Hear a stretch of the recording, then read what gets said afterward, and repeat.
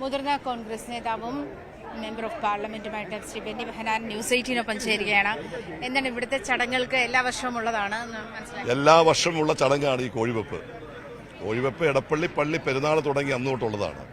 അതിനൊരു ആചാരം, അതിൻ്റെ ഒരു ആഘോഷം, അതിൻ്റെ ഒരു നാട് മുഴുവൻ അതിൽ പങ്കുചേരുന്നതാണ്.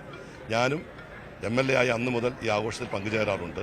വളരെ സംതൃപ്തിയോടുകൂടിയാണ് ഞങ്ങളെല്ലാവരും ജാതിമത ഭേദമെന്ന് എല്ലാ വിഭാഗത്തിൽപ്പെട്ട ആളുകളിൽ പങ്കുചേരുന്നത്. ഈ വർഷവും അത് ഭംഗിയായി നടത്തുന്നു. ഇത് കഴിയുമ്പോഴത്തേക്കൊരു മുഖ്യമന്ത്രി ഉണ്ടാവുമല്ലോ അല്ലേ? കോഴിവെപ്പും മുഖ്യമന്ത്രി സ്ഥാനവുമായിട്ട് ഒരു ബന്ധമില്ല.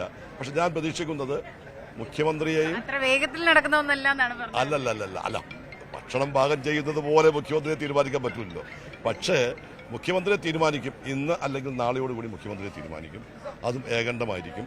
അത് നല്ല രുചിയോടുകൂടി ആ തീരുമാനം പുറത്തു വരും. ഇപ്പോഴും തർക്കങ്ങൾ തുടരുന്നുണ്ടോ? ഇവിടുന്ന് വർക്കിംഗ് പ്രസിഡന്റുമാരെ വിളിക്കുന്നതിലും ഒക്കെ അതൃപ്തിയുണ്ട്. ഞാൻ പറയുന്നില്ല, തർക്കങ്ങളെന്ന് പറയുന്നില്ല. സ്വാഭാവികമായും വളരെ പ്രധാനപ്പെട്ട വ്യക്തികൾ, ഇതിൽ പരിഗണിക്കപ്പെടേണ്ട വ്യക്തികളെ പരിഗണിക്കേണ്ടി വരുമ്പോൾ ഉണ്ടാകുന്ന ഒരു സമ്മർദ്ദം നേതൃത്വത്തിന് മുന്നിലുണ്ട്, പ്രവർത്തകരുടെ മുന്നിൽ അതിൻ്റെ ഒരു അഭിപ്രായങ്ങളുണ്ട്. അതെല്ലാം പരിഹരിക്കുക എന്നതാണ് നേതൃത്വത്തിൻ്റെ ഉത്തരവാദിത്തം. അത് പരിഹരിക്കാനുള്ള പക്വത കോൺഗ്രസ് നേതൃത്വത്തിനുണ്ട്. അത് പരിഹരിച്ചിരിക്കും. അത് പരിഹരിച്ചു കഴിയുമ്പോൾ വളരെ രുചികരമായി, സന്തോഷകരമായി, ചൂടോടുകൂടി ആ തീരുമാനം പുറത്തു വരും. എല്ലാവരും തൃപ്തിപ്പെടുത്തിക്കൊണ്ടുള്ള ഒരാൾ തന്നെ ആയിരിക്കും. ആര് വന്നാലും എല്ലാവരും തൃപ്തിപ്പെടും. അത് കോൺഗ്രസ് ഉണ്ടാവും. സ്വാഭാവികമായിട്ട് അംഗീകരിക്കും.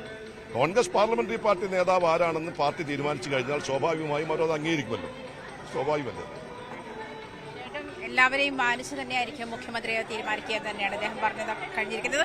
ഇടപ്പള്ളി പള്ളിയിലെ ഒരു ആചാരത്തിന്റെ ഭാഗമായിട്ട് എല്ലാ വർഷവും അദ്ദേഹം ചെയ്യുന്ന ചടങ്ങിന്റെ ഭാഗമായിട്ടാണ് ഇവിടെ കോഴിക്കറി വെക്കുന്നതുമായി ബന്ധപ്പെട്ടാണ് അദ്ദേഹം ഇവിടെ എത്തിയിട്ടുള്ളത്.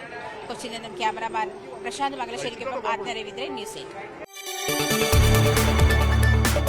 കൂടുതൽ വാർത്തകൾക്ക് news 18 Keralam YouTube channel subscribe ചെയ്യുക.